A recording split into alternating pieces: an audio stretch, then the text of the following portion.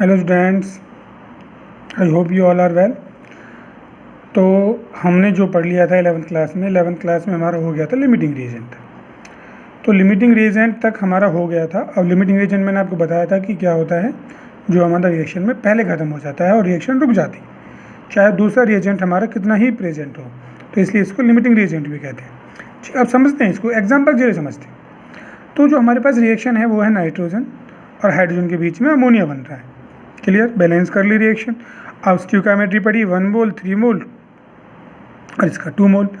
तो 1 मोल इसका कितना हो गया 28 ग्राम, इसका कितना हो गया 3 मोल। एक का मोल का 2 होता है तो 3 का कितना हो गया 6, और ये कितना हो गया हमारे पास 34।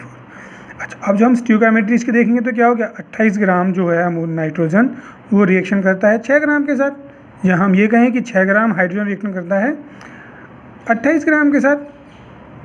अच्छा ठीक, ये हमारी स्टोइकियोमेट्री हो गई।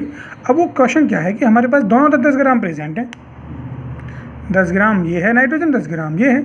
तो इसमें से पहले कौन सा खत्म होगा, लिमिटिंग रिएजेंट कौन सा होगा। तो इसका अंदाज़ा लगाते हैं, हम ये पता कर लेते हैं कि 10 ग्राम, अगर हम किसी एक को चीज़ को ले लो कि 10 ग्राम नाइट्रोजन या 10 ग्राम हाइड्रोजन के लिए हमें कितनी रिक्वायरमेंट होगी दूसरे वाले रिएजेंट की। तो हमने जैसे यहाँ पे कर लिखा कि 6 ग्राम हाइड्रोजन के लिए कितना चाहिए 28 ग्राम नाइट्रोजन, और 1 ग्राम के लिए 28.6।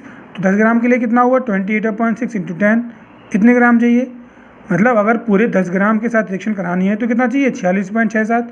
लेकिन हमारे पास है कितना नाइट्रोजन, केवल 10 ग्राम है। इसका मतलब क्या होगा, नाइट्रोजन तो बहुत पहले खत्म हो जाएगा।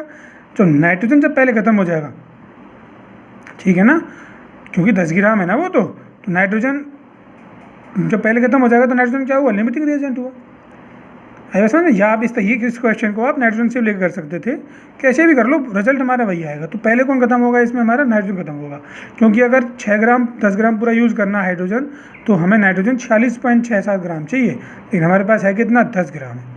तो पहले कौन सा खत्म होगा, nitrogen is the limiting reagent. और एक क्वेश्चन और ले लेते हैं इस लिमिटिंग रिएजेंट में। हमारे पास 20 ग्राम CH4 मीथेन है और हमारे पास 20 ग्राम ही ऑक्सीजन है, और जिससे हमारे क्या हो रहा है CO2 बन रहा है और वाटर बन रहा है। तो बताइए पहले कौन खत्म होगा, which one is limiting reagent. तो बैलेंस इक्वेशन क्या होती है, CH4 oxygen CO2 2H2 balance कर लिया। तो 1 मोल स्टोइकियोमेट्री क्या कहती है 2 मोल, 1 मोल 2 मोल, 16 ग्राम 64 ग्राम 44 ग्राम और 36 ग्राम। 2 मोल में कितना वजन होगा, मोलर मास से आप निकाल सकते हैं। तो अब किस किस के बारे में बात हो रही है, इन दोनों के बीच में बात हो रही है। तो वही तरीका हो गया हमारा, 16 ग्राम CH4 किसके साथ रिएक्शन करता है 64 के साथ, 1 ग्राम कितने के साथ करेगा, इतने के साथ।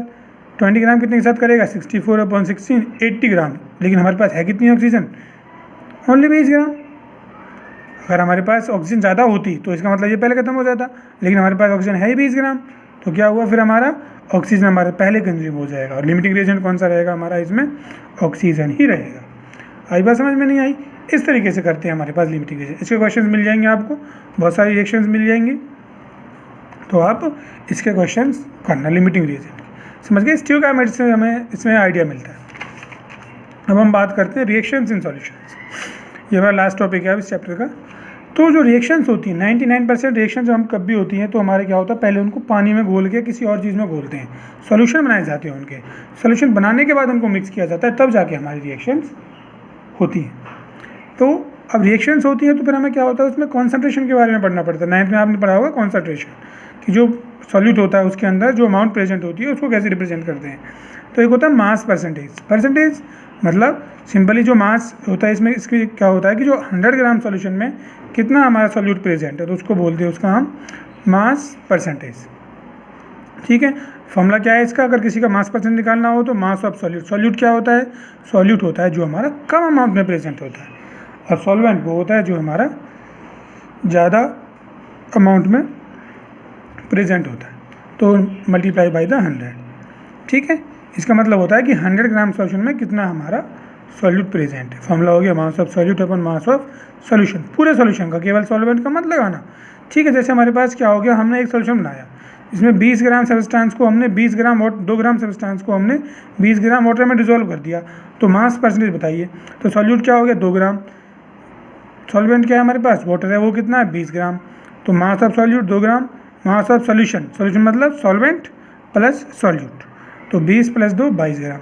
तो मास परसेंटेज का फॉर्मूला इसमें लग सकते हैं 2/22 × 100, तो कितना आ गया हमारे पास 9.09%।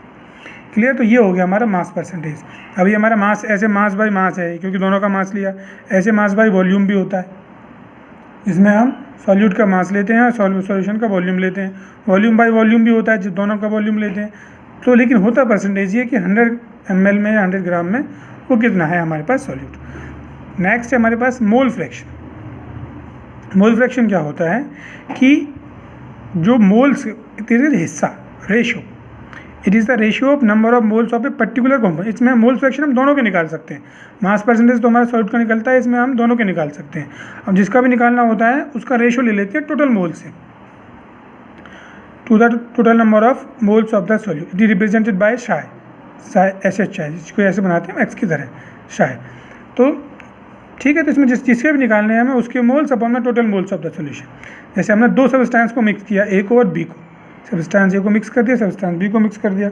सब्सटेंस ए के मोल्स Na हैं, सब्सटेंस बी के मोल्स Nb हैं। तो मोल फ्रैक्शन ऑफ ए क्या हो गया, मोल्स ऑफ ए अपॉन में total number of moles in solution. तो Na अपॉन में Na + Nb शाय ए। तो इस तरीके से हमारे पास ये हो गया। ऐसे ही मोल फ्रैक्शन ऑफ बी निकाल लेंगे हम दूसरे वाले का, तो दूसरे वाले के मोल्स ऑफ बी अपॉन में टोटल मोल्स। ठीक है, तो Nb अपॉन में Na + Nb, ये हो गया हमारा शाय बी। एक रिलेशन होता है, जितने भी कंपोनेंट का मोल फ्रैक्शन निकालते हो एक सॉल्यूशन के अंदर, उनका सम हमेशा 1 के बराबर है। जैसे हमने 2 का निकाला यहाँ पे, तो x शाय ए + शाय बी = 1। दोनों के लिए 3 हो, 4 हो, 5 हो, सभी का इस तरीके से निकलेगा और उनका हमेशा सम किसके बराबर आएगा, 1 के बराबर आएगा। चलो न्यूमेरिकल लेते हैं। 60 ग्राम ग्लूकोज को डिजोल्व किया हमने 90 ग्राम पानी में, वाटर। तो मोल फ्रैक्शन बताना दोनों का। तो सबसे पहले मोलर मास कितना है ग्लूकोज का, 180, C6H12O6 कर सकते हैं आप। Mass of glucose 60 gram, moles कितने हो गए ग्लूकोज के, डिवाइड कर लिया 0.33। सिमिलरली मास ऑफ वाटर कितना हो गया, 90। मोलर मास कितना होता है वाटर का, 18। तो मोल्स कितने बचे, तो हमारे पास मोल्स कितने हो गए, 5 मोल्स। मोल फ्रैक्शन के लिए मोल्स ऑफ वाटर अपॉन में टोटल मोल्स किसका निकाल रहे हैं, वाटर का निकाल रहे हैं यहाँ पे। तो 5 अपॉन में 5 + 0.33 कितना हो गया, 0.938। अब similarly mole fraction of glucose, number of moles of glucose upon में टोटल मोल्स, तो कितना हो गया 0.33 अपॉन 5.33, तो कितना हो गया हमारे पास 0.0619। तो इस तरीके से क्या होता है, आसान है कि अगर मोल्स निकाल, सबसे पहले हम मोल्स निकालते हैं इसमें। तो ये हो गया हमारे पास, वेरीफाई भी हो गया कि दोनों को ऐड करेंगे तो 0.999 ये आएगा हमारे पास, मतलब 1 के बराबर आएगा। ओके, तो ये हो गया हमारा। अब इसमें 2 टॉपिक और बचते हैं, उसको पढ़ेंगे हम, उसके बाद ये चैप्टर ओवर हो जाएगा। तो आपको अब एक्सरसाइज सॉल्व करनी है। अगर किसी के पास बुक नहीं है तो मैं उसको इस चैप्टर की एक्सरसाइज भेज सकता हूँ सॉफ्ट कॉपी, जिसमें से वो फ़ोन में देख देख के एक्सरसाइज सॉल्व कर लेगा। ओके, तो जिसके पास भी नहीं है वो मेरे को मैसेज कर दे, मैं उसको फॉरवर्ड कर दूँगा। ठीक है, तो आपको पढ़ना है इसको, और उसके बाद लास्ट 2 टॉपिक बचे हैं वो हम नेक्स्ट वीडियो में कंप्लीट कर लेंगे। Thank you.